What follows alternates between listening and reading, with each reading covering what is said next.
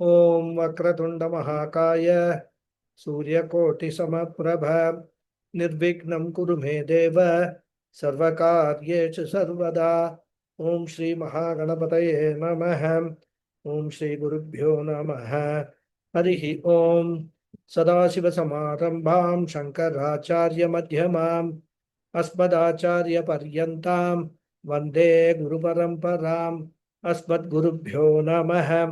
श्रुतिस्मृतिपुराणानाम् आलयं करुणालयं नमामि भगवत्पादं शङ्करं लोकशङ्करं। शङ्करं शङ्कराचार्यं केशवं बादरायणं सूत्रभाष्यकृतौ वन्दे भगवन्तौ पुनः पुनः। ईश्वरो गुरुरात्मेति मूर्तिभेदविभागिने व्योमवद्व्याप्तदेहाय दक्षिणामूर्तये नमः। ओम श्री मेधा दक्षिणामूर्ति स्वामिने नमः। ओम सहना भवतु सहनौ भुनक्तु सह वीर्यं करवावहै तेजस्विनावधीतमस्तु मा विद्विषावहै। ओम शांति शांति शांति। हरिः ओम श्री गुरुभ्यो नमः। हरिः ओम। ओम भद्रं कर्णेभिः शृणुयाम देवाः भद्रं पश्येमाक्षभिर्यजत्राः स्थिरैरङ्गैस्तुष्टुवागुंसस्तनूभिः व्यशेम देवहितं यदायुः। स्वस्ति न इन्द्रो वृद्धश्रवाः स्वस्ति नः पूषा विश्ववेदाः स्वस्ति नस्तार्क्ष्यो अरिष्ठनेमिः स्वस्ति नो बृहस्पतिर्दधातु। ओम शांति शांति शांति। हरिः ओम श्री गुरुभ्यो नमः। हरिः ओम। नमस्ते once again everyone. नमस्ते गुरुजी, प्रणाम। नमस्ते नमस्ते नमस्ते गुरुजी। हरि ओम। हरि ओम हरि ओम। Okay, one second. Guruji, Kshamyatam, there's some drilling work going on at home, so I'll be only on the mute, Guruji. Sorry. No, there is some drilling work going on at home. Yeah. Some drilling work going on at home. This is Lata. There's some drilling work going on at home, so I'll be only on mute, Guruji. Okay. Right. Dhanyavad, Guruji. Pranam. Okay. Right.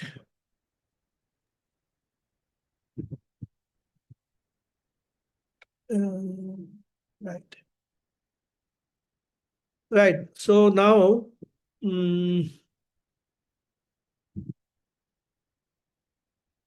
where are we? 10th mantra.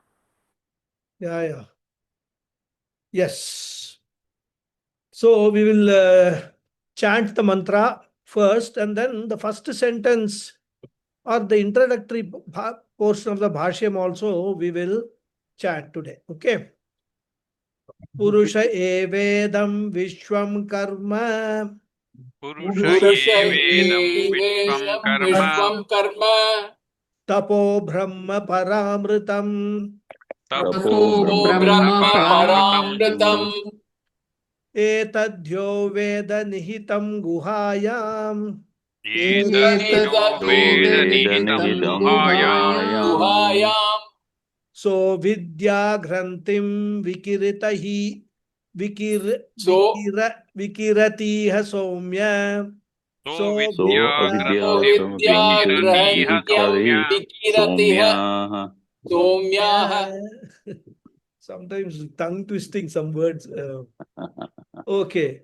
So we'll read the first couple of sentences of the bhashyam. Purusha evedam vishwam sarvam. Purusha evedam vishwam sarvam. Na vishwam nama. Nama. Purushad anyat kinchidasti. Purushad anyat kinchidasti. atah yaduktam अतः यदुक्तं tad etad abhihitam तदेतत् अभिहितं kasminnu bhagavo तस्मिन्नु भगवो भगवो vignate विज्ञाते sarvamidam vignatam bhavati सर्वमिदं सर्वमिदं विज्ञातं भवति iti इति etasmin hi एतस्मिन् हि parasmin atmane परस्मिन् आत्मनि sarvakarane purushe सर्वकारणे पुरुषे vignate विज्ञाते purusha evedam vishwam पुरुष एवेदं विश्वम् nanyadasti नान्यदस्ति iti vignatam bhavati iti. इति विज्ञातं भवति इति. Very good. So we have entered a profound mantra, which is the last mantra of the first section of the second Mundaka. And in the last class, I was explaining certain salient features of Vedanta teaching, which I hope you have been able to reflect upon. If somebody has not muted, please mute yourself. So, as we go nearer and nearer the final message that the Upanishads want to convey, the going becomes little tough intellectually, because we need to be convinced about many aspects of the teaching, which on the face of it may appear to have no logic or rationale. As intelligent and thinking individuals, even though our mind may accept with reverence many of the answers that the scriptures give, thereby exhibiting our Shraddha in the Shastra and the Guru, our Buddhi, our intellect, will find it very difficult to accept them merely based upon Shraddha or faith. And as I have often said, our culture is not based on faith alone. Though faith is an important aspect, it is only a starting point for further intellectual inquiry, so that we are fully convinced about the message of the scriptures before we accept them. And there are some important questions that a student faces in Advaita. One of them is, what is the proof of existence of Brahman? Especially when I am not able to perceive that Brahman with any of my five sense organs. Do the scriptures want me merely to believe in the existence of Brahman just because they say so? And the next question is, the scriptures say that only one entity called Brahman exists, and everything else in the universe do not have an independent existence. In fact, the scriptures go one step ahead, and they say everything else in the world other than Brahman do not exist. They are mithya. They are appearances only. Now, how can I swallow such a statement? When I am day in and day out interacting with the world, I find that the world has got transactability, utility, and also existence. So in the light of that, how can I accept the world to be a mere appearance without any substantiality?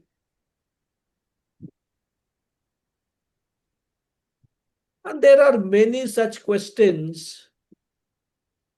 And the attempt of the Upanishads is to answer such questions either directly or indirectly, so that the seeker's intellect is satisfied, even if not convinced, to move to the next step in the spiritual journey.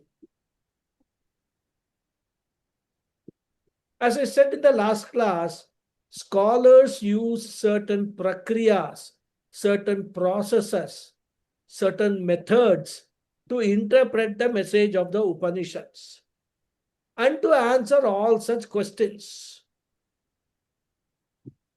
And we discussed two of the prakriyas initially. That is Badhayam Samana Adhikaranyam, the knockout equation, and Aikya Samana Adhikaranyam, the identifying equation. And we saw a few examples of both of them. Then I also mentioned about another prakriya, Adhyarupa Apavada prakriya, which the Shastra uses to establish the mithyatvam of the world. And the popular example of this is the Rajju Sarpa example. So such tools and examples help the student to find the answers to the various questions. And the student finds many of the concepts are logical too. And even if not logical, they are not illogical. So we need to bear all these in mind while understanding this mantra. And in the last class, we just began discussing the Bhashyam. And Bhashyakara translated the world as Sarvam, everything. So this everything is Purusha Eva, is none other than Purusha. And Purusha, we have seen, refers to Brahma. So the world is Brahman. So now the question will come. When the Upanishad says the world is Brahman, should we take it as Bhada Samana Adhikaranyam or Aikya Samana Adhikaranyam? Should we take it as the knockout equation or should we take it as the identifying equation? Let us just dwell upon this for a minute. Suppose you take it as Aikya Samana Adhikaranyam, what will happen? If you say the world is equal to Brahman, what will be the problem? The problem will be Brahman is Satyam. And if the world is equated to Brahman, the world will also become Satyam. And there will be duality. Two Satyams will be there. So this will be one problem. And not only the world will be Satyam, the samsara problem also will become Satyam. Because the source of all our sorrows, grief in this world is the world only, isn't it? It is because of our interaction with the world, our transactions with the world, with the people in the world. Because of those only we suffer all this, grief and distress and depression, etc. So if you take the Aikya Samana Adhikaranyam, that Brahman is Satyam, world and Brahman are equal, and therefore world also will become Satyam. And if the world is Satyam as the Visishta Advaitins and Dvaitins claim, the sorrow in the world, the grief in the world will also be Satyam. Now you may ask, so what? If sorrow and grief are satyam, real, they can never be eliminated. A real sorrow can never be eliminated. And if we suppose try to eliminate real sorrow, one day we will also be able to eliminate the real Brahman. So the whole basis of Vedanta will collapse. And if the real sorrow cannot be eliminated like Brahman, what will be the problem? If sorrow cannot be eliminated, it will become anirmoksha prasangaha.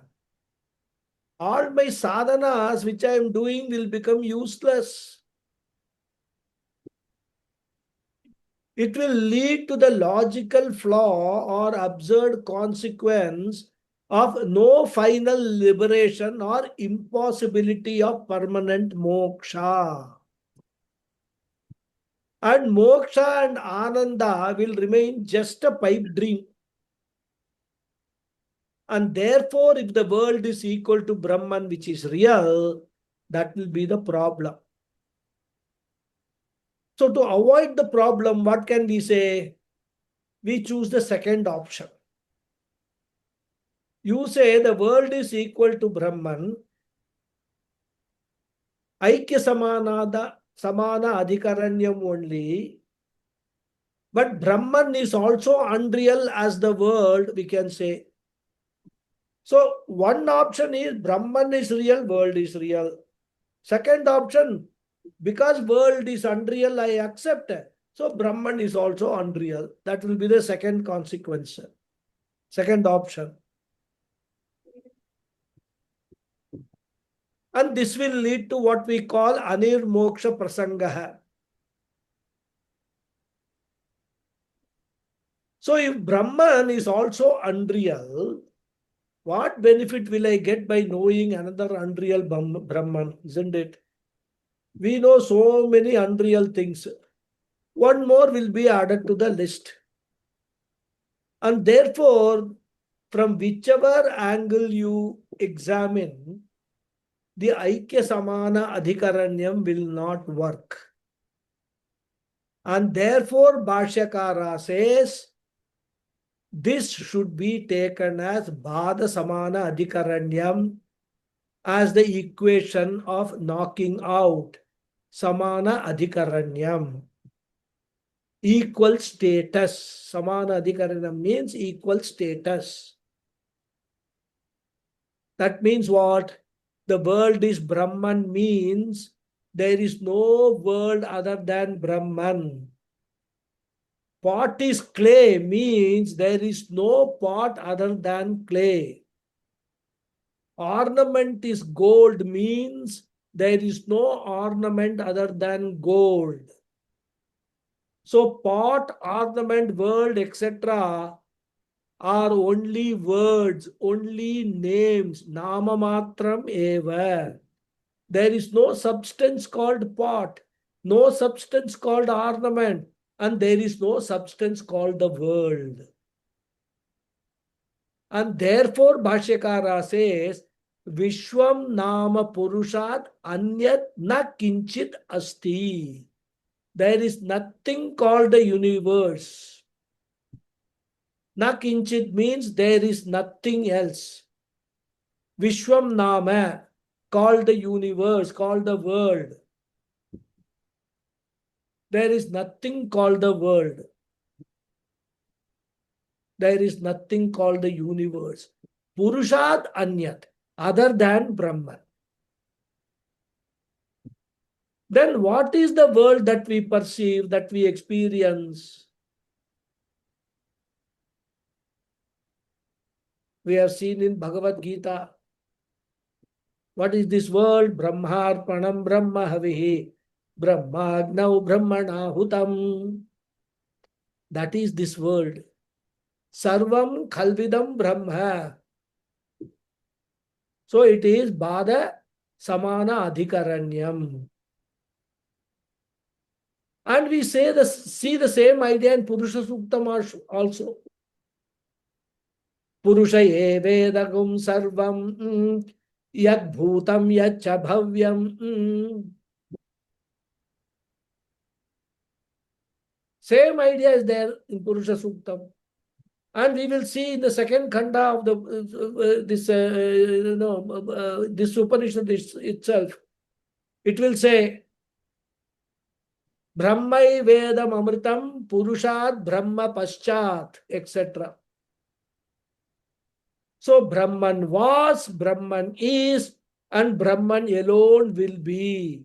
There is no such thing called the universe. What we call the universe is but a name and form. Vacharambanam vikaro namadheyam. And therefore, you need to remember some of these technical terms, Badayam, Samana, Adhikaranyam, etc. Because such ideas will resurface going to again. Taylor. Take Amma. Sorry, please mute yourself. I'm getting disturbed.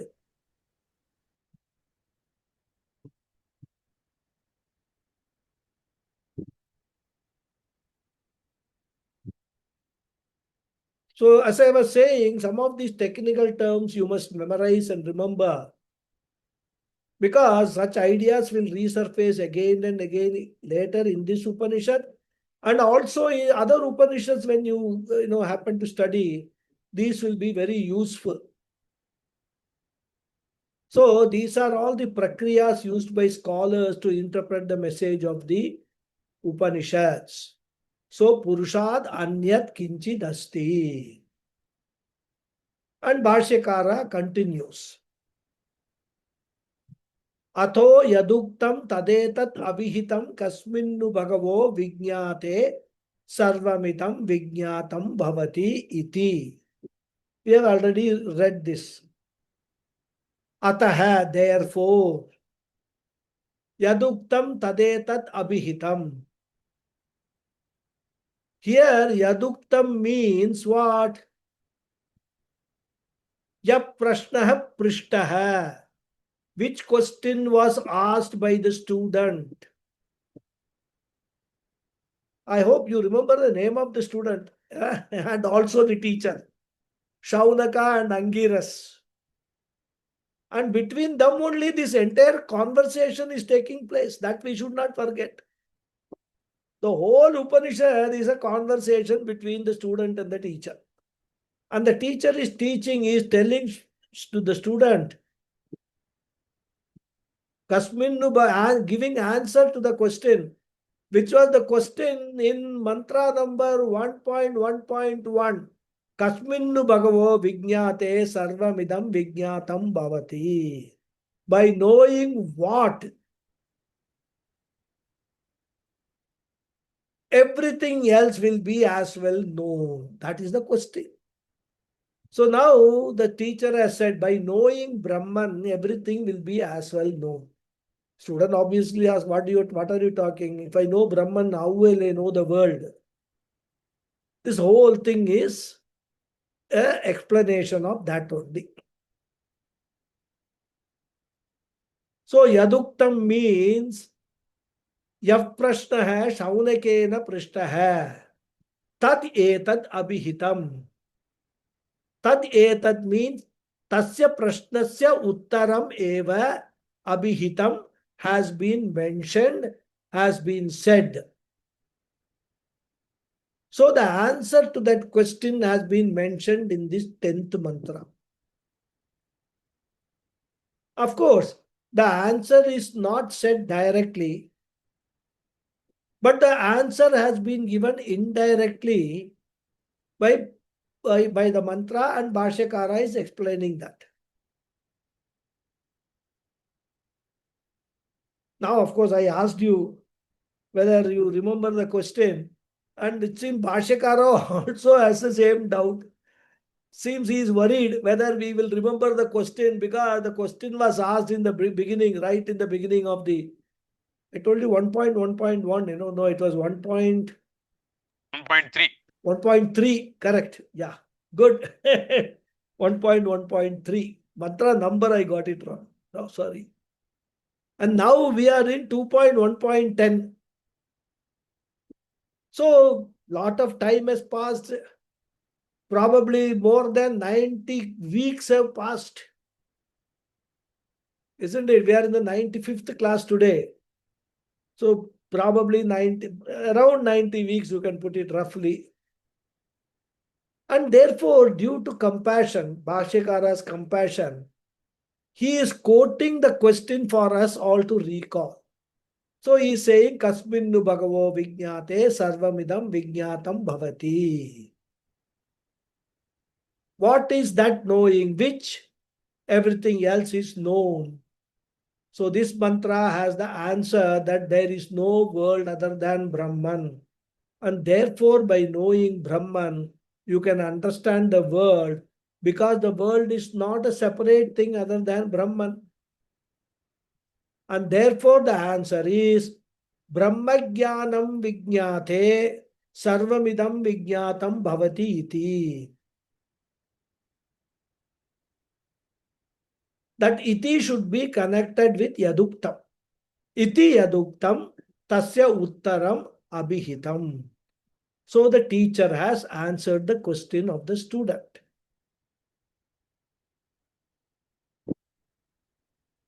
So now Bhashyakara is making a very important point about what we have understood.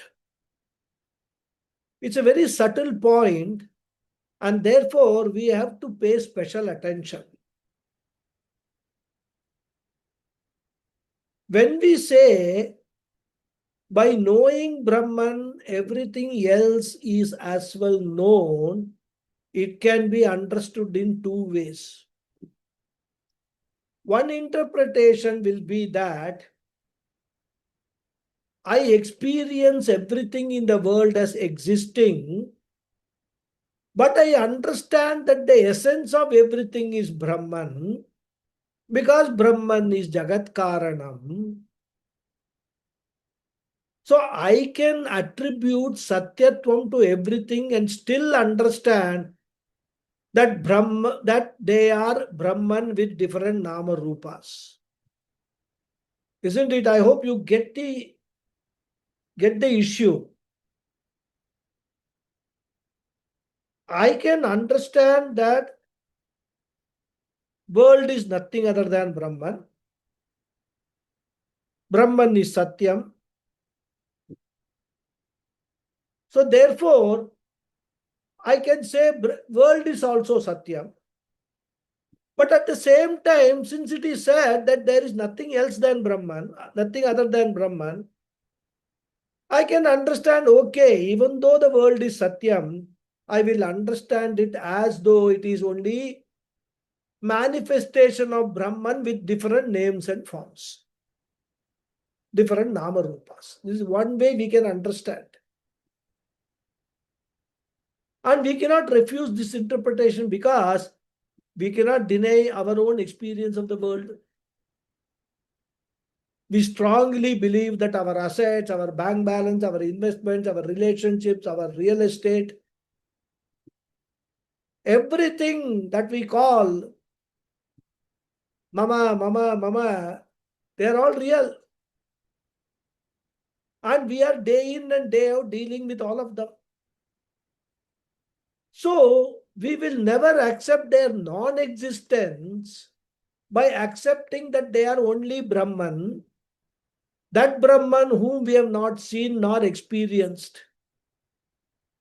So in the initial stages, we can academically understand that everything is Brahman, but will not accept their non-existence. That is the non-existence of everything. And this is where Advaitam and Visishta Advaitam differ. Visishta Advaitins, even though they accept that everything is Brahman, they say that the existence of the world cannot be denied. And when Advaitins use the word mithya, they scorn at it. In fact, that is why for many people, the Visishta Advaitam philosophy appears to be more appealing than Advaitam. But then we don't want to get into an argument. Because Advaitins are peace-loving people. We always find a middle way, to resolve all the differences of opinion. So we tell the Visishta Advaitins, okay, no problem. You can consider the world also as real, as Satyam. But what we will do, we will give a new term. We will say it is Vyavaharika Satyam. It is not Paramarthika Satyam. Our philosophy is Brahman is Paramarthika Satyam and the world is Mithya. Now, if you don't want to accept the Mithyatvam of the world, we will say, okay, we will replace it with another word, Vyavaharika Satyam. But please note, that is not our Siddhanta. Our Siddhanta is the world is Mithya. But you be happy, we'll be also happy.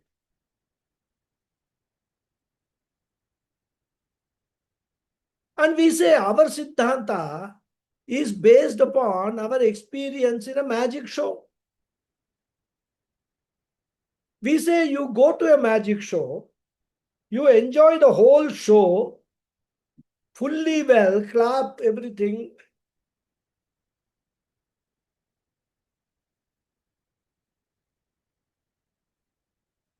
And you also understand as an intellectually mature person that what the magician is doing is only making things appear the way he wants us to see.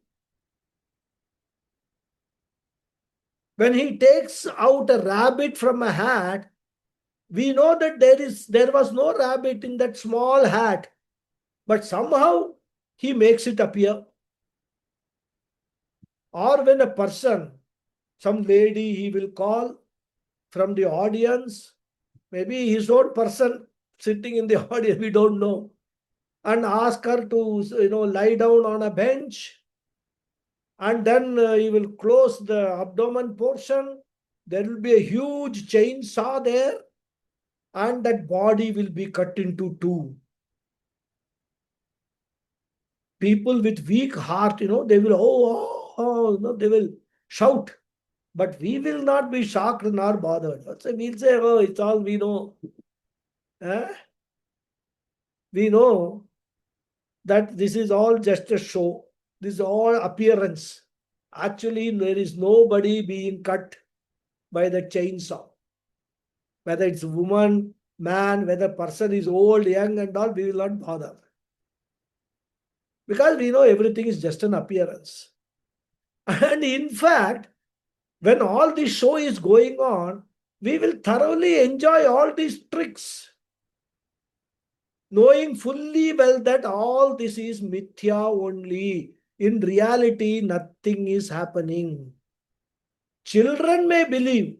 People with childlike intellect may believe, oh my God, this is all real.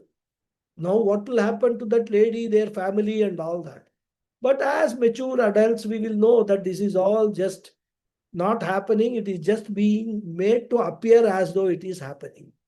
How he does it, we don't know the answer, right? That's why magic show is called what? Maya Jala.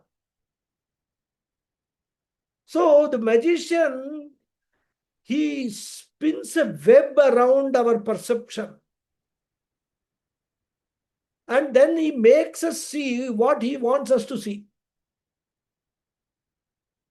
So Bhashyakara is saying, now that you have come to the 10th mantra, which is a very significant mantra, and therefore you are now senior students who can digest the truth which is not palpable to others, and the truth is of the mithyatvam of the Jagat.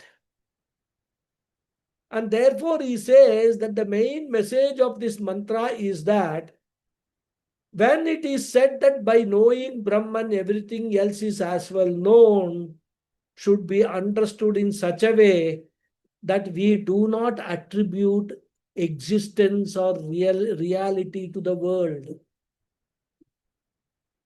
It should be understood as there is nothing else other than Brahman. So this is a very subtle point which he makes in the next sentence. एतस्मिन् हि परस्मिन् आत्मनि सर्वकारणे पुरुषे विज्ञाते पुरुष एवेदं विश्वं नान्यदस्ति इति विज्ञातं भवति इति. That's what he says. He, etasmin, he is there, he means indeed. Etasmin means this. And this means what? Which is described in this mantra. And what is described? Parasmin Atmani, the one who is called Paramatma, who was described as Aksharat Parataf Paraha in the second mantra, that Paramatma, who is Sarvakarane Purushe, who is Sarvakaranam with Maya Upadhi, that Purusha, Vijñate, by knowing that. So, etasmin parasmin atmani sarvakarane purushe is referring to the same Akshara Tattvam. And when that Akshara Tattvam called Purusha is Vijñate, known, when that Purusha who is this Paramatma, who is the cause of all, is Vijñate, is known as Sarvakaranam, the cause of everything, we can supply sati. Vijñate sati. So Vijñate is sati saptami. Sanskrit students, others don't get confused. So when that Purusha is known as Sarvakaranam, then what happens?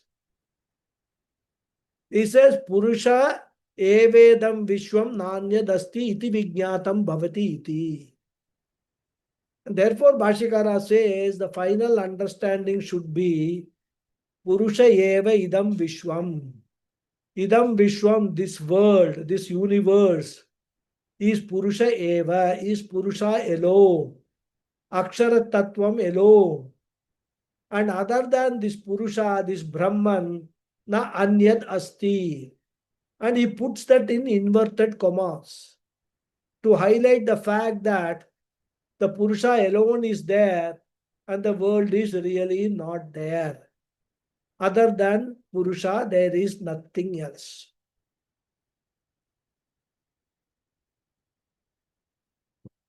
And as I said earlier, restating this is important because when it is said that by knowing Brahman, everything in the creation is as good as known, because they do not exist separate from Brahman, Bhashyakara says you should understand this statement as saying, you know everything is not there. So by knowing that there is only Brahman, you know that everything is not there. See how an interesting twist he gives. So I hope you all get the point he wants to make.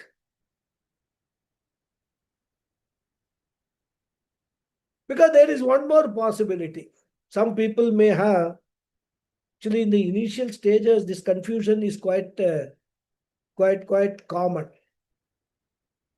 When it is said that everything is as well known, there is a possibility of understanding that if I know Brahman, then I will also know Chinese, Japanese, nuclear physics, how to make atom bomb.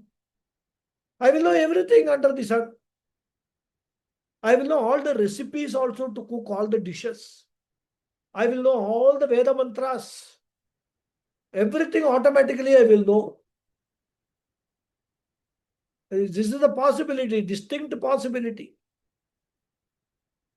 And therefore, Bhashyakara says, don't get into such some illusion that by knowing Brahman you will know everything. By knowing Brahman, what you will know is that everything else is not there.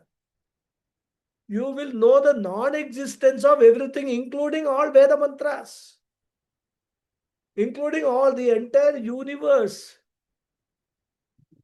And what all is there in the universe, you will understand that they are not there, they are non-existent. And they appear to be existent only because they are borrowing that existence from the Sat aspect of that Brahman.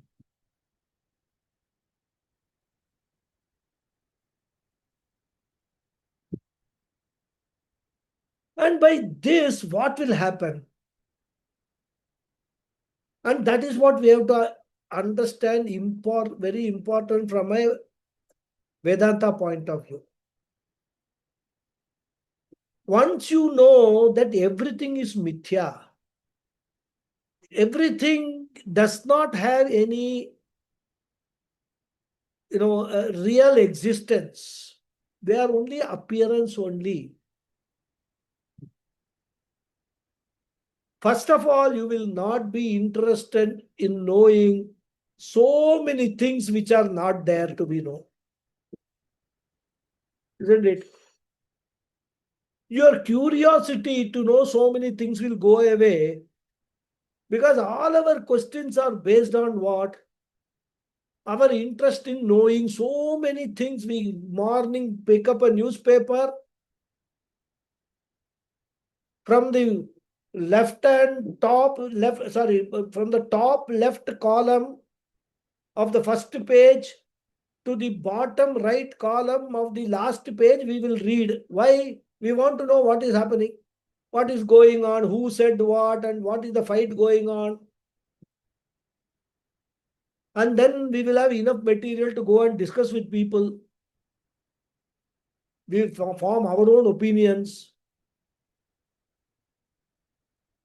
So our curiosity, our questions, everything are based on our interest in knowing so many things. But when you understand that after Brahma Jnanam, the world is mithya, and so everything in the world is also mithya, your curiosity goes away.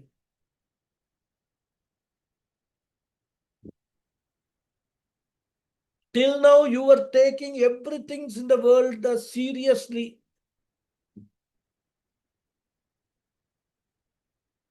If somebody told you you are a fool, you are an idiot, you will take it seriously and immediately have a fight with that fellow, argue with him, or call him back, you are a fool, you are an idiot. But once you know that all these things is mithya, there is no actually substance in what that fellow is saying. When you bother, you will just smile and walk away.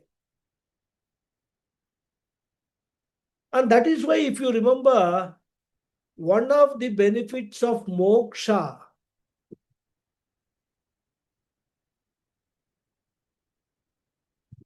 which was, I don't know whether you remember, Tattva Bodha we discussed long ago, years ago probably. One of the benefits, because Tattva Bodha Swami Paramathananda ji gives 5 benefits of Brahma Jnana. Beautiful, very beautiful. And in that he mentions one of the most important benefit is Jignasa Nivritti, removal of this curiosity. Because after knowing the mithyatvam of the sarpa in the Rajju sarpa example, what are you going to do by knowing whether that mithya sarpa is a viper category or anaconda, or was it a black cobra, etc.? Isn't it? There is no sarpa, it was only a rope. And therefore, Bhashyakara makes a very important point here. When this Purusha is known as none other than Sarvakarane Paramatma, as the cause of everything, Purushe Vijñate Sati, by knowing the Purusha in this manner, iti Vijñatam Bhavati iti, you will know the following. Iti Vijñatam means the following understanding will happen. And what understanding? And that is why he puts it in inverted commas. Purusha evedam vishwam na anyat asti. There is nothing else other than this Purusha, this Paramatma, this Brahman. And therefore, the so-called universe, about which I was so curious about which I entertained a lot of curiosity, which I took it as real and then had a lot of fights with people, enjoyed so many entertaining moments, etc. Everything is Brahman alone. Na anyat asti. There is nothing other than that Purusha worth knowing, because they are all Mithya Nama Rupa. If I know them, okay. If I don't know them also, it is okay. I'm not going to lose anything by not knowing them. And again, I will stress, because we are in this very profound mantra, I am repeating or I am reiterating some of the points for clarity, so that our understanding is crystal clear. Because see, when we are given the example of gold and ornaments, we may understand gold is the cause and ornaments are but Nama Rupa, but we will still consider both as real. I have already mentioned this, again I am mentioning this. And therefore, Bhashyakara is emphasizing that if you consider both as real, what will happen? When the ornament is destroyed by fire or broken or it is stolen, you will have sorrow, grief, etc. You will beat your chest, pound your head. You will not be satisfied that the destroyed ornaments in the form of gold is still with you. Unless, of course, it is stolen. If it is burnt or say, broken, etc., you have not lost anything. Only the karyam has disappeared, not the karanam, which can never be destroyed. So this point, Bhashyakara makes for us to understand the mithyatvam of the world, so that when something happens to the world or people around us, we will not emotionally react to it. And as I said, the Ananda aspect of Brahman, which is the centerpiece of Advaita Vedanta,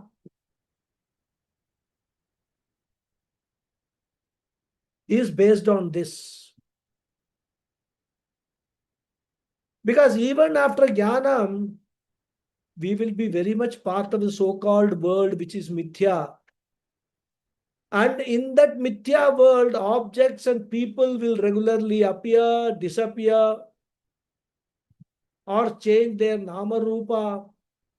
We will be interacting with them. But by our right understanding, all those events, those situations, their behavior, it will not disturb us. And as I said, moreover, we will not also be curious to know what is happening, why things happen, etc. All this curiosity, these misunderstandings, this difference of opinion, everything is all symptoms of samsara. So if you want to get rid of samsara, if you want to transcend samsara, This understanding is very important. Again, we can bring in here for a better understanding the example of the dream world. As long as I am part of the dream world will entertain me, scare me, make me cry, etc. But once on waking up, I realize that it was all a dream. Then the dream world will not bother me at all, isn't it? So now in the waking world, I am actually in the samsara, experiencing all these things. But once I gain Brahma Jnanam, I become a Jnani, I become a super waker, I will know that all that is here is Brahman alone, Purusha alone. And then by knowing that Brahman, I will say, I know everything in this world. Essence of everything is Brahman only. There is no point in knowing the details of everything. I know everything is Brahman. And when I know that, I will not run behind. I will even not read newspapers. I may, of course, read them for entertainment. Okay, some nice news. Okay, here it is there. He is there. This is happening. Oh, there is this protest happening, and this is what Modi said in the Lok Sabha, etc. Just for entertaining myself, some time pass. Otherwise, I will not emotionally relate to those things, emotionally react or even respond to those things. Because I understand what is there is only Brahman. And that Brahman I know. So this was a very important thing. I've taken more time than I should take. I probably repeated myself a few times. But this is the centerpiece of the entire Mundakopanishad, which should actually sink in completely. So now Bhashyakara enters the second quarter of the mantra. Karma tapo brahma paramritam. And then he raises a question. Kim punaha idam vishwam ityuchyate. The word vishwam is in the moolam, which is represented by two words, karma and tapaha. And Bhashyakara raises a question by way of introducing this portion of the mantra. He asks, Kim punaha, what again? Idam vishwam is this word. Ityuchyate, that is being defined in the next part of the mantra. So he says, Karma agnihotradi lakshanam. Tapaha jnanam. Tatkritam phalam anyat. So what is Vishwam? Which Vishwam is Mithya? So even if you have got that curiosity to know what this world is, Bhashyakara says that question is also being answered by the Upanishad.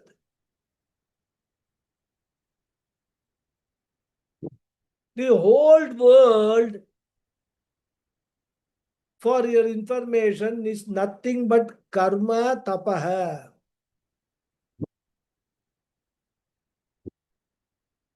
Of course, he adds karma phalam also, which the Upanishad does not say.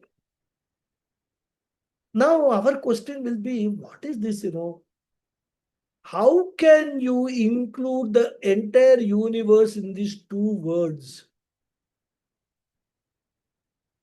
So here Bhashyakara says you understand the word karma as representing all actions. And he explains all actions as Agnihotradi Lakshanam, in the form of Agnihotram, etc. And what is meant by that? All the Vaidika and Laukika Karmani. Agnihotra is Vaidika Karma. Adi is Laukika Karmani. All actions, both religious and secular actions. And if we sit back, close our eyes and think about it,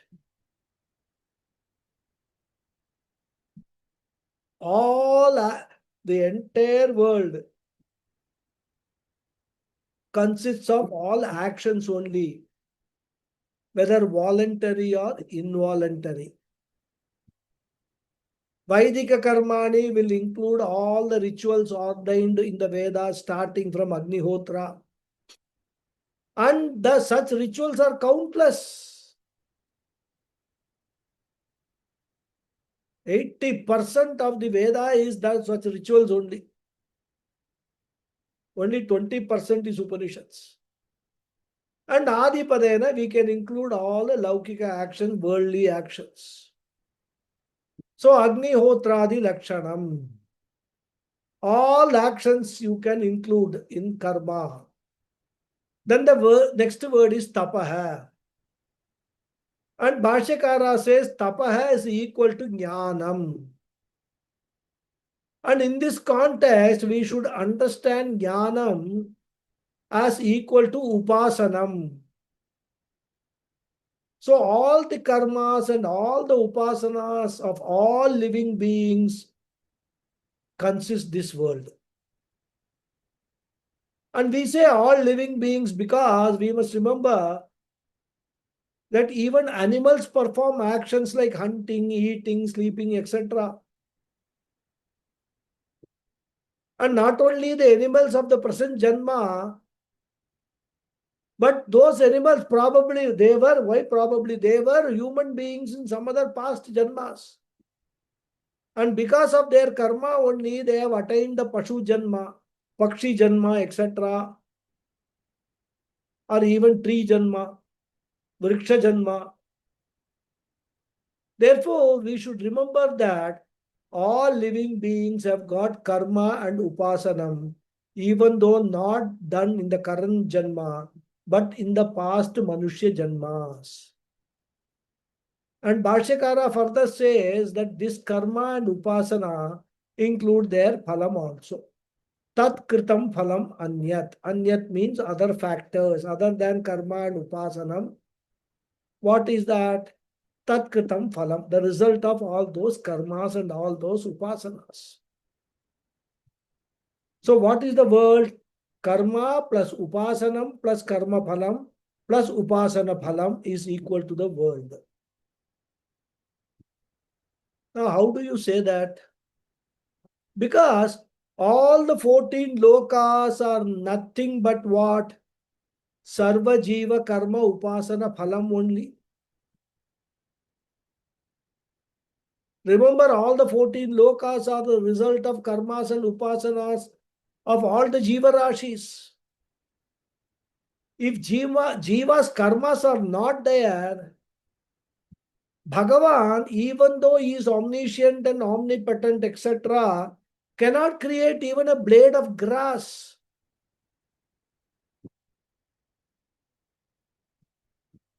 Because that blade of grass is also a karma phalam of one of the jivas from the past janma. And that is why we say Ishvara is a samanya karanam of the world.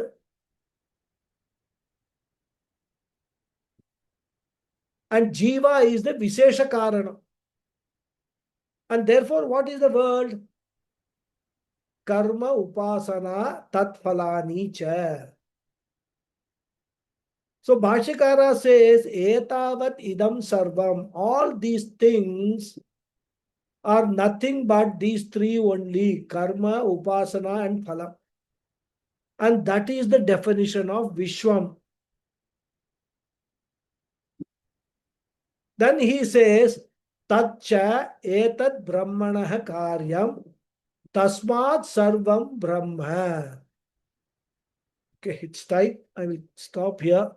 Already heavy dose has been there. We'll continue in the next class. Okay.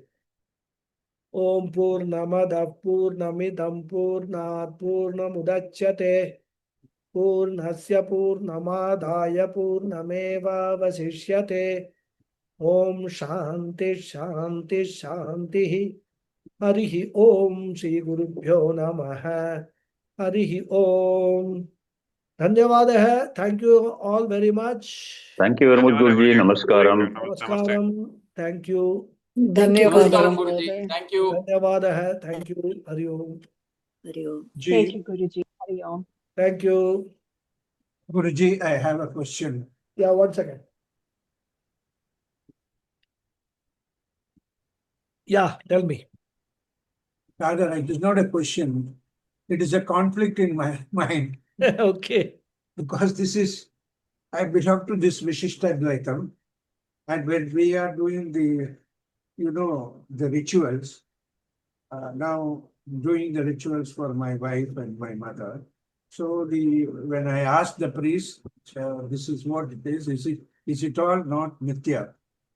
Then he said, no, it is not so.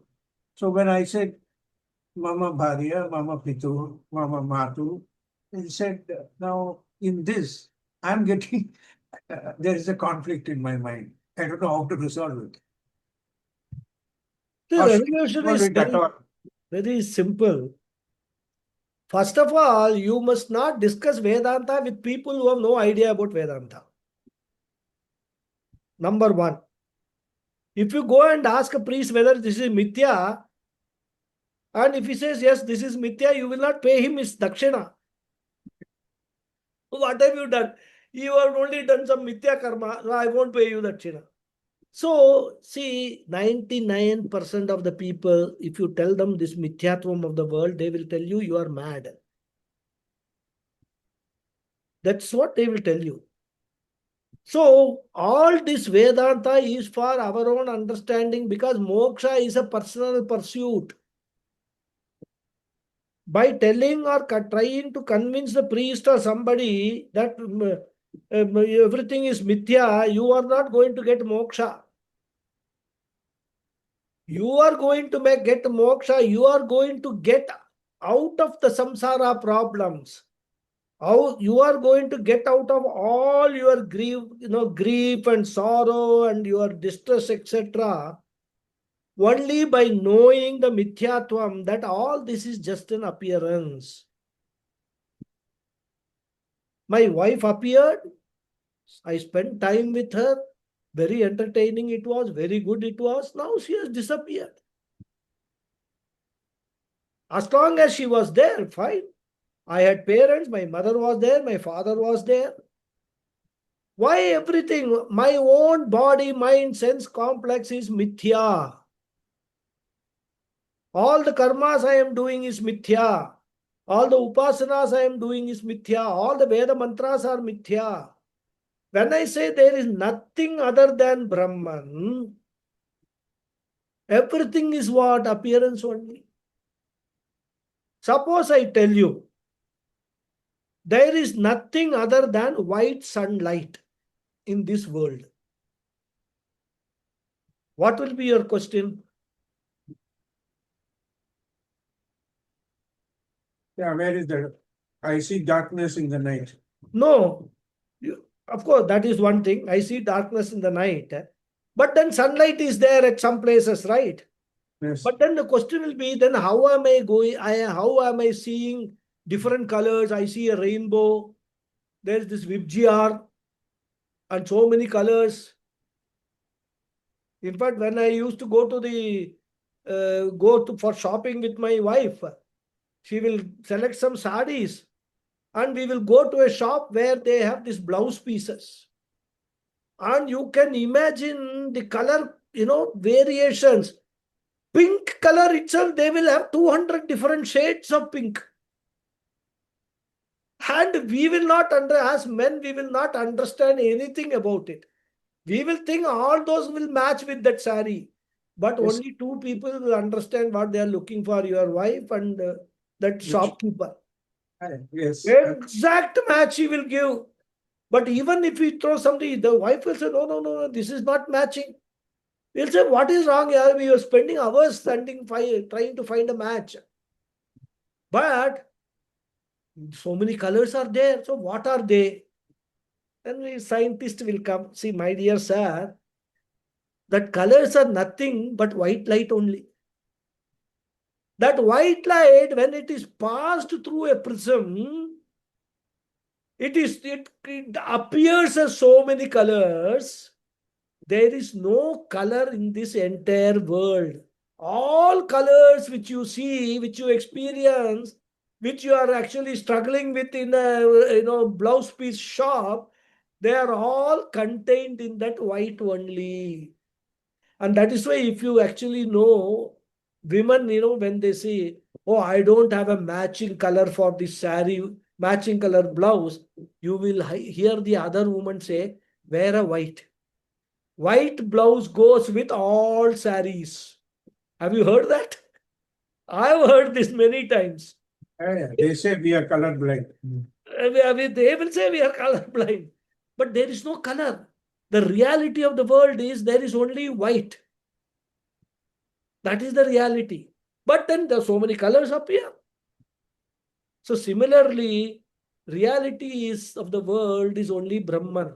And that Brahman alone is appearing as so many colors, so many different objects, and so many, what I should say, instruments and the experiences. So therefore, my suggestion to you would be that Vedanta is meant for our personal consumption. Because if you have to explain to your priest about this Mithyatvam, you have to start right from Tattva Bodha. You have to start the priest. So there is this text, Tattva Bodha. So you do one thing. You come to me every day. I will teach you first from Sattva Bodha. Then I will take you to Viveka Chudamani through Vishnu Sahasranamam. How Vishnu Sahasranamam, all the 1,000 namas can be interpreted from a Vedanta perspective. So you tell him, I will teach you all that. Then you will accept it is Mithya. But other than that, if you go and talk, even if I talk to my wife that the whole world is Mithya, she will say, now I will have to find out whether you have to be admitted to Kilpakam or in the north, Agra or someplace. So be very, very careful. Don't discuss all these things. It is for our personal consumption, our own personal knowledge. So that once you know that there is no reality, then your problems are solved. You are totally free from all your sorrow, grief, etc. Because there is no substance. Even if somebody calls you names and things like that and all, you'll say, okay, what does it matter? It is not sticking to me. So my mother used to say, if a dog barks at the sun, what is the difference for the sun? It's not going to stop shining. Oh, the dog is barking, so I will not shine here in this particular place. It's not going to say that. Let the dogs bark. How does it matter? So that is why Vedanta and all, when you come to these classes, even when you start teaching, rather, you have to be very careful about what is the purpose of all these things. It is not the purpose to convince other people that what I am doing is right. 99% you will not be able to convince. It is for our own benefit. As I said, moksha is a personal pursuit. By my studying Vedanta, none of the other family members are going to get moksha. Only I will get moksha, or I will understand what moksha is. And therefore, my suggestion is please be careful. Don't mix up, don't mix up Veda, Purva Bhaga and Veda Anta Bhaga. Unless you have traversed through the entire Veda Purva Bhaga and come to the Anta Bhaga. Because Veda Purva Bhaga gives you a lot of maturity. lot of Chitta Shuddhi, because that is the Karma Yoga is full of Veda Purva Bhaga only. So then you come here. And priests and all, it is their living rather. I mean, you can't even expect them. They may just know the meaning, etc. They don't perform all these karmas as karma yoga. They perform it only as karmas, and that too karmas for their living, for their earning. They have learned it.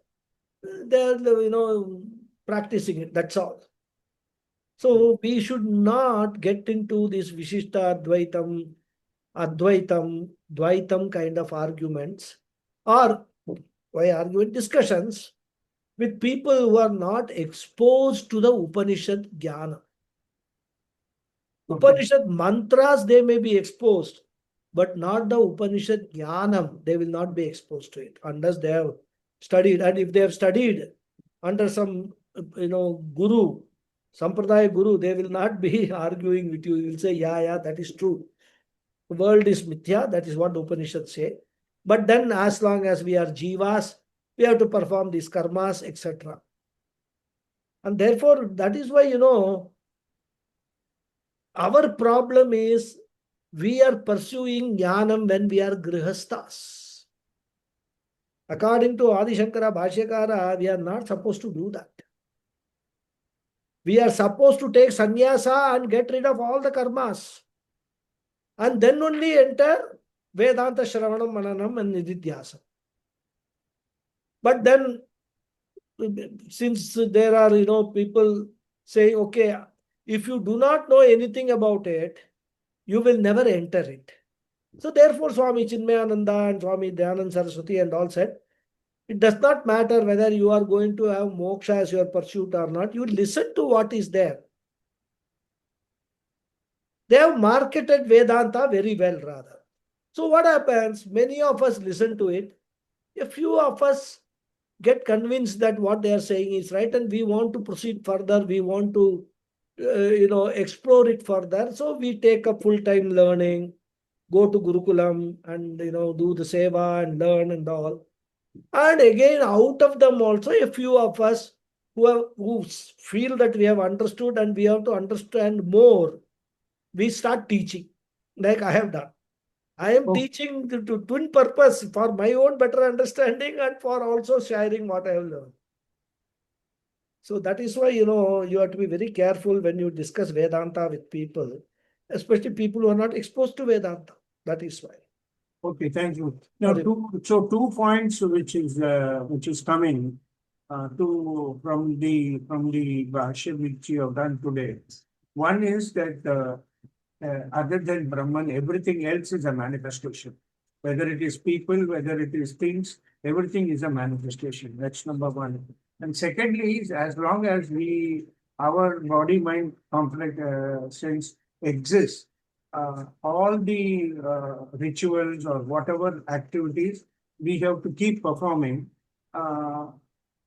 Otherwise, since we are living, so these actions become a part of our existence. Yes. We have to do, otherwise there is no purpose. Yeah, that is true, because even doing that also, with what attitude you do those karmas, that is important from Vedanta point of view. Do those karmas as karma yoga. Yeah. Yes. Right? Do that as karma yoga. So even if you are doing those karmas which are mithya, because it is karma yoga, it will lead to chitta shuddhi for you. And which will eventually help you in your Vedanta Shravanam, Mananam and Nididhyasam. Right. But as long as you are having this thread, this sacred thread, right, you have to perform the karmas. That is the Veda that is ordained by the Vedas. So we cannot escape that.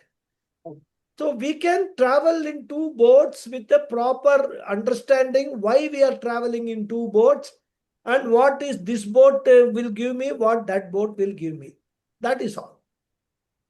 Thank you very much. Hari Om, Hari Om, Hari Om. Thank you. Thank you. Thank you. Hari Om. Yes, Lataji. Namaste, Guruji. Namaste. Uh, I'm not even sure whether I should express my doubts because I'm myself not very clear about my doubts, but maybe uh, after after you go enter the third mundaka, the doubts will be things will become more and more clear, most probably. But the analogy of Not much in third Mundaka, don't not worry. per, I thought that it's am I right in expecting the third mundaka will be an expansion of the last verse that No, you're no, no, not you're that okay, no. so will not even go there. Let With it be a second surprise. Mundaka, this whole thing will be over. Third Mundaka only will put throw light on that this Jnanam alone is not enough. Along with Jnanam, there are so many other sadhanas also. Hmm. You have to adhere to, you should have to perform. So the Okay. importance of all the sadhanas which we have discussed in Sadhana Chatushtaya Sampatti, in Okay. Tattva Bodha, all that will be highlighted in the third Mundaka. Okay, So with the Guruji. second Mundaka, the topic of Brahma Jnanam will be over. Oh, okay. So that I I had want to clarify right now itself, okay? So yes, if Guruji. you have a doubt about the doubt that you have, you can Mm. express the doubt. If I can explain, explain. Otherwise, there are more classes. Second Yeah. Mundaka, we are only in the first section Yes. finishing. Second section Yeah. is there, so we can deal with it. Yes, Guruji. The thing is, the analogy of sunlight and white sunlight and the different colors which are actually not there, but then they appear to be there. That's wonderful. That's very, very nice. It explains so many things about the multifarious world that we see. Uh, but all this while, I was very comfortable knowing that okay, there's one Parama Satya, one truth is we experience as in three different ways as Paramarthika Satya and Vyavaharika Satya and Pratibhasika Satya, and so that's one truth which we experience in different stages in different ways, uh, and is that going to that needs to change now with everything being Brahman and there's actually nothing like world and and also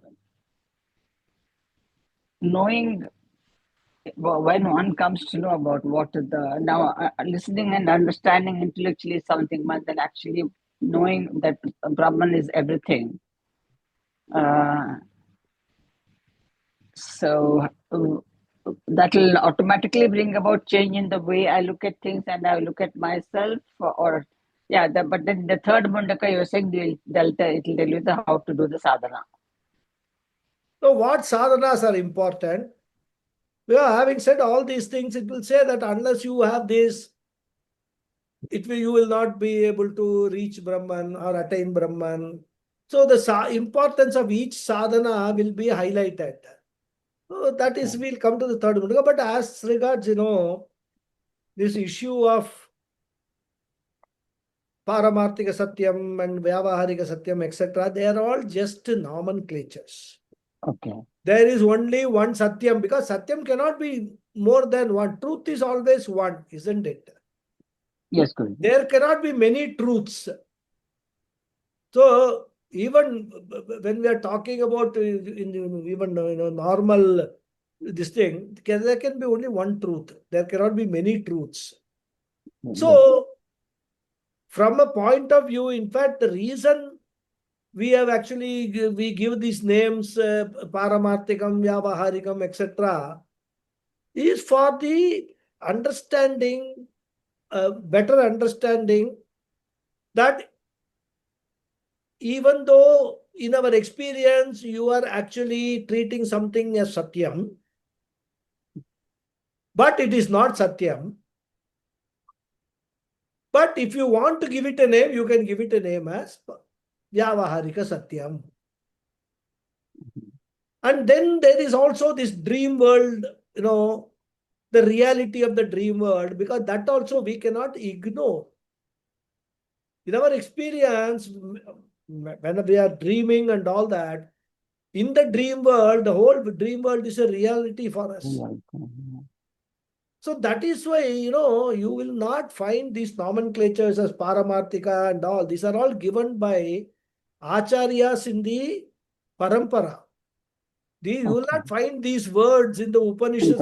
In the Upanishads, okay. Upanishad is not interested in satisfying your curiosity and your requirement for different kinds of explanation. The Upanishad says this is what it is.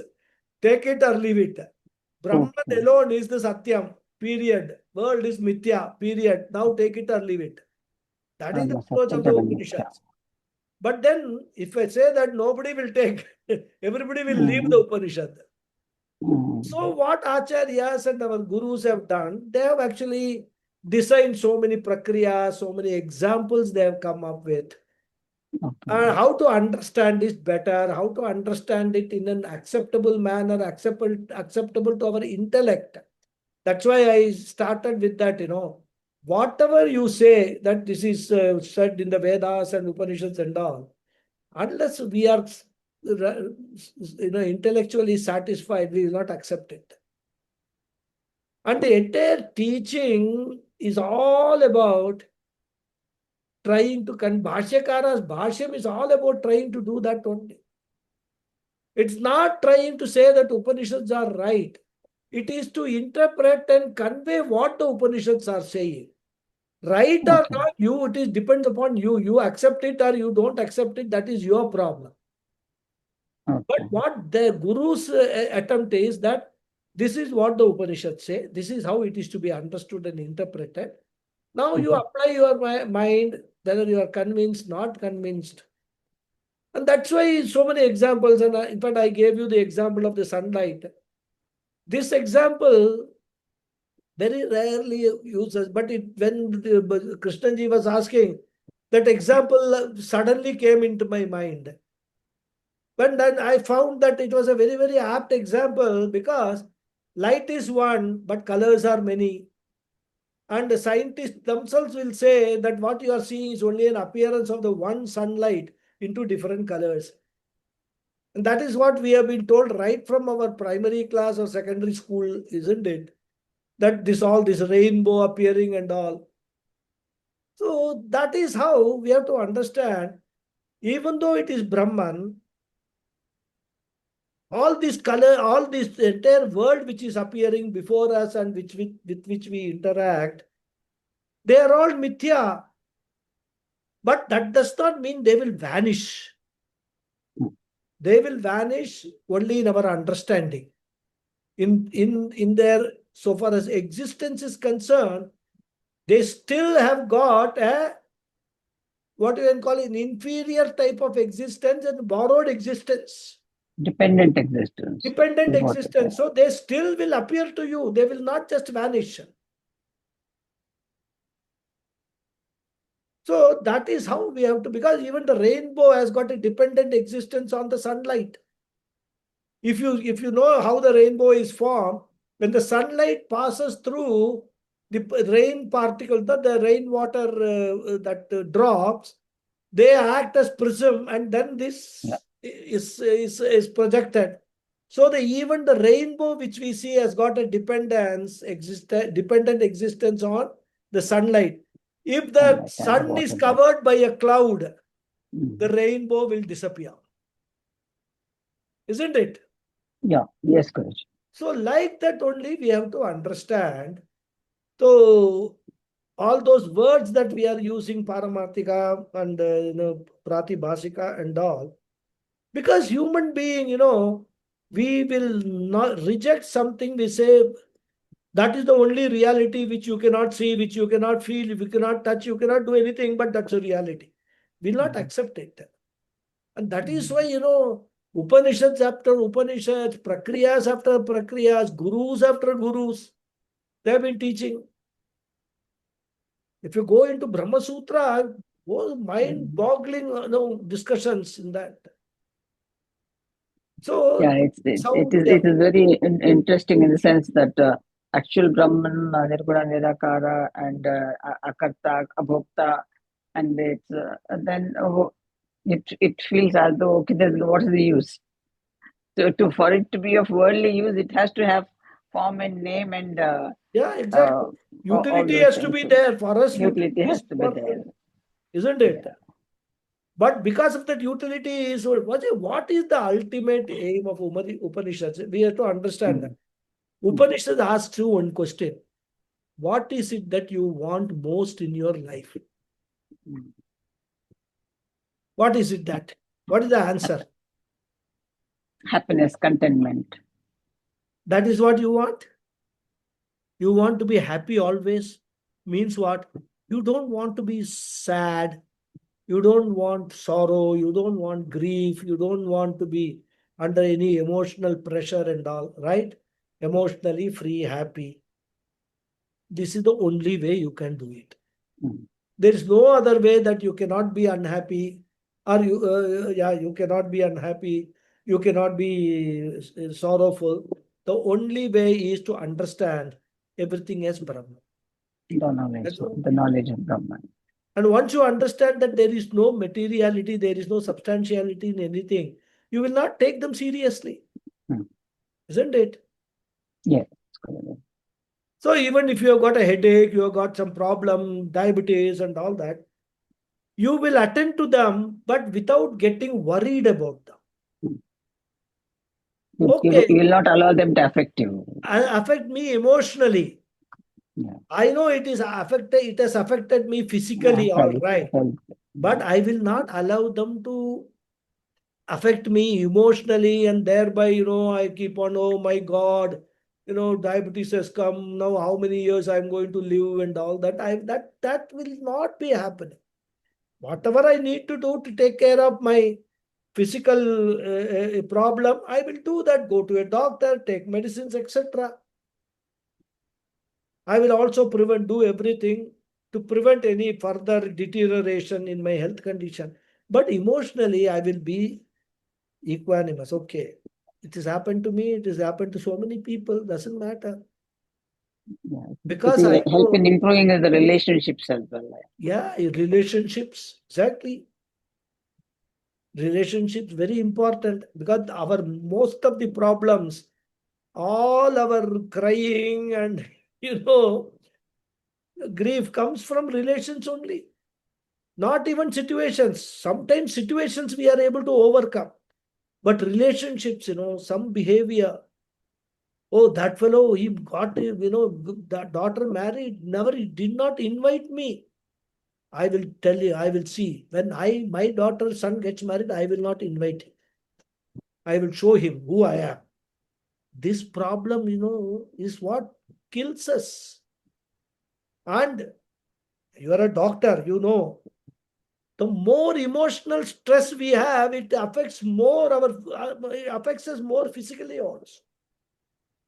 And therefore, if you want to enjoy a good physical health, what is important? Take care of your emotional health, your psychological health. That is important. Otherwise, any amount of thing you do, it will be of no use. If you have that mental stress in you, give you diabetes, high blood pressure. That's why, when you go to a doctor, suppose there is a BP is high, you should have asked this question. Was there any emotional disturbing, incident because of which your BP went high? Do you ask that or you don't ask? My doctor asks me, when my sugar is a little high, he asks, what happened? Did you not get good sleep at night or what? Were you mentally disturbed or what? He asked me because sugar has gone up. So emotion, our gaining control over our emotions, our mind is a very, very important thing for our good living, healthy living, happy living. And that is the thing which Upanishads have caught hold of. Okay, if I give him the secret of how to overcome, how to control the emotions, then this fellow will happily live. And by that, what will happen? Once he gets into the jnanam of how to do that, then he will not be reborn. Then his cycle of birth and death will end here itself. So no next birth for further repetition of all this, setting the meter to 0 and all that, again starting the whole thing, that will not happen. So that is the purpose of the Upanishads. They have got so much of compassion towards all living beings that they have actually given the secret formula, the route map for us to follow. Depends on us whether we take it and follow it or not. It's not difficult. It is difficult, of course, not very easy. But then once you are on the road, initially it will be difficult, but then later on you find it okay. I have traversed so much, I can traverse little more. That's what you find. Even WHO describes health as physical, emotional, and spiritual well-being, Yes. and not just the absence of disease or infirmity. That's why, emotion. Earlier, IQ was important. Then EQ became important. Now they are talking about SQ, spiritual quotient, is the most important for success in management. So they are also understanding, they are also evolving, and all the management gurus are also finding, and they are all from where? They are finding all that jnanam only from our scriptures only. From where they are finding it? From there only. That is how it is. Yeah. Thank you very much, Guruji. Hari Om. Thank you very much for answering all the questions. Hari Om. Yes, Arun Kumar ji. Namaste. Namaste. Namaste, Guruji. On this Bhaga Samana Adhikaranam and Aikya Samana Adhikaranam, I do listen to the recorded episodes. Should I, to understand better, is there anything I should look at, Guruji, if you can suggest? That is nothing. See, you understand it in English. Don't get carried away by the words and all that. See, there are the two equations, knockout equation and the identity equation. That's all. Understand that. Because how do we arrive at Advaitam? Because we have got three entities. We start with that. Jiva, Jagat and Ishvara. Correct. Now, Advaitam means there is only one entity. Now, which one of the three are you going to keep and which are the other two you are going to knock out will be the question. Now, the Upanishad says you knock out Jagat and Jiva. Only Ishvara remains. How do you do that? What is the process? To knock out Jiva and Jagat. So, to knock out the Jagat, you use Badayam Samana Adhikaranyam. Knock out the Jiva, you use the Aikya Samana Adhikaranyam. That is, once you say there is nothing other than Brahman, the world is knocked out. Well, you say world is Brahman, so there is nothing other than Brahman, so world becomes Brahman. So the Jiva, the Jagat as an independent entity is removed from the scene. Now remaining Jiva and Ishvara. Ishvara. Now if you say, no, Jiva is also Ishvara, only knock out the Jiva, then there will be no knower.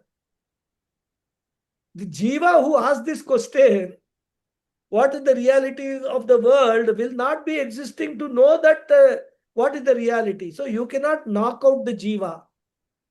So what the Upanishad says, don't knock out the Jiva, make the Jiva understand that you are Brahman alone. So from both angles, you are part of the world, so you are Brahman.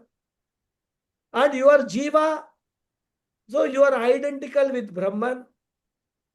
So that is the Aikya Samana Adhikaranyam, that formula. So these two prakriya methods, the Upanishads, not the Upanishads, the scholars, our gurus use to explain to us how you have to arrive at knocking off the Jagat and Aham Brahmasmi, how you have to understand. That's all. Don't get too much bothered about all the technical names and all I take and all. As long as you understand the essence of it, it is enough. That's all. Okay. Thank you, Guruji. Thank you. Hari Om, Hari Om. Hari Om. Hari Om, Hari Om. I think Sulekha ji also had a question. Namaste, Guruji. Namaste. I had a question during the satsang, but I feel that today's satsang is as important to re-listen to and contemplate as the class itself. So I will defer my question. I think it might be actually have been answered during the satsang, but I need to re-listen and contemplate. So thank you. I lowered my hand for that reason because Okay. but thank you for remembering, and thank you for today's class. I think it is actually quite profound, as you have mentioned. Excuse the noise, there's construction in our neighborhood. I did want to also say that in today's class, I think there's a parallel thread that is running through Friday's class that you had just recently done with Bhagavad Gita. So both classes together to contemplate. Now coming to same message is coming through. Yes. Thank you, Guruji. Hari Om. Hari Om, Hari Om. Thank you all. Thank you. So we will meet next week. Thank you. Hari Om. Thank you.